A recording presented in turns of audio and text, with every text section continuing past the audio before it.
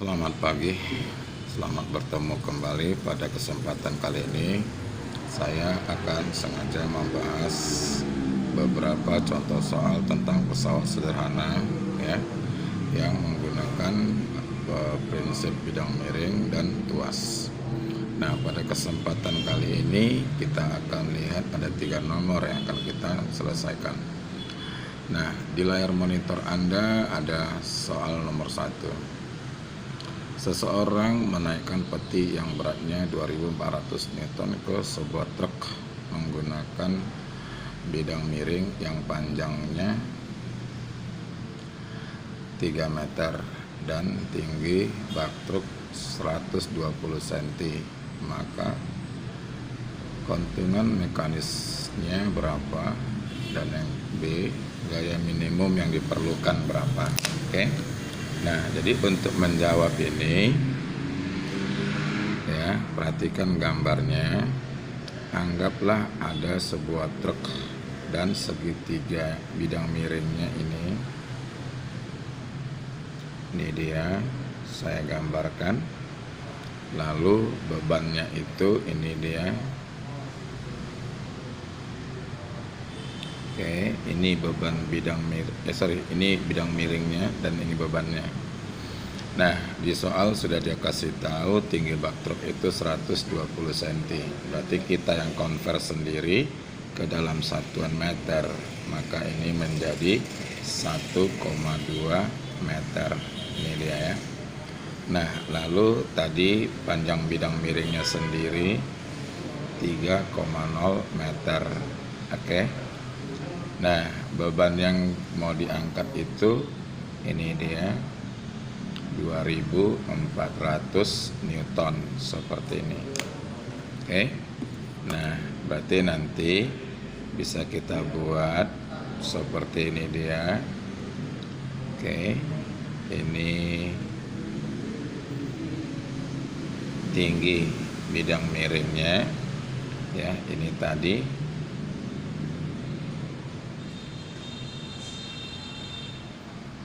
panjang bidang miringnya. Oke. Nah, dari sini berarti bisa kita langsung hitung keuntungan mekanisnya. Oke. Keuntungan mekanis berarti nanti kita tinggal buat dia S per H. Oke. Atau nanti sekalian saja ya, ini kita buat W per F. Udah. Nah, karena kita harus menjawab bagian A terlebih dahulu, maka ini kita ambil hitungannya. Oke. Nah, jadi kalau begitu keuntungan mekanisnya 3 dibagi. Nah, ini 1,2. Oke. 1,2 kita buat saja dalam bentuk pecahan biasa, maka ini nanti menjadi 6/5 ya. 6/5 kita buat seperti ini. Oke. Nah, berarti nanti kita peroleh dia keuntungan mekanisnya menjadi 3/1 dikali 5/6. Oke.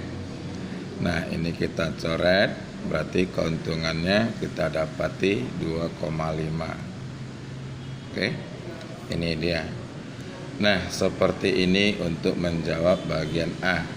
Lalu kita lanjutkan untuk menghitung berapa gaya minimum atau kuasa ya, atau kuasanya. Nah, berarti tinggal kita ambil kedua rumus ini tadi. Ya, kita ambil, maka bisa kita buat di sini saja ya. S per H sama dengan W per F. Nah, tadi dia S per H-nya itu ya, kita sudah dapati 3/1,2 sama dengan bebannya 2400. Oke. Nah, kuasa minimumnya di sini. Nah, yang ini sama-sama dibagi 3, berarti ini sisa 800. Seperti itu. Oke, 800 lalu kita kali silang. Hasilnya F sama dengan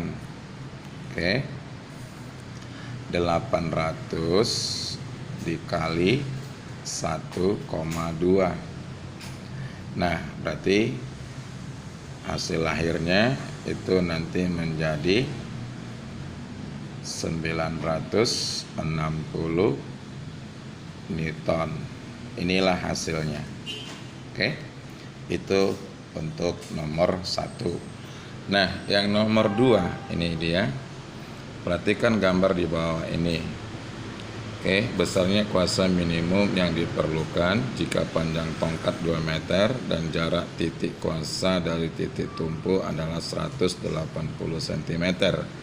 Maka F minimum adalah, nah, jadi kalau kita lihat dari gambarnya, tongkatnya itu ya panjangnya katanya 2 meter. Berarti kalau dia 2 meter itu sama saja dengan 200 cm. Nah, untuk lengan kuasanya sudah dikasih tahu 180 cm. Ya. Nah, ini berarti kalau begitu ya, kalau begitu nanti lengan bebannya sisanya.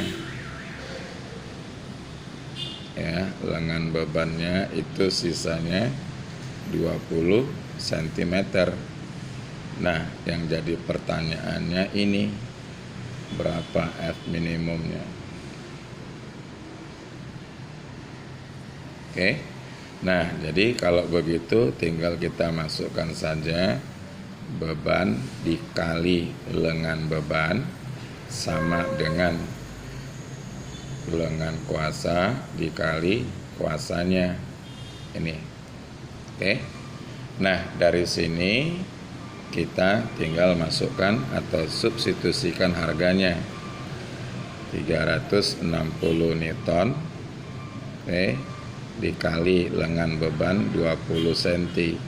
Nah, dalam kesempatan ini saya mau kasih tahu triknya.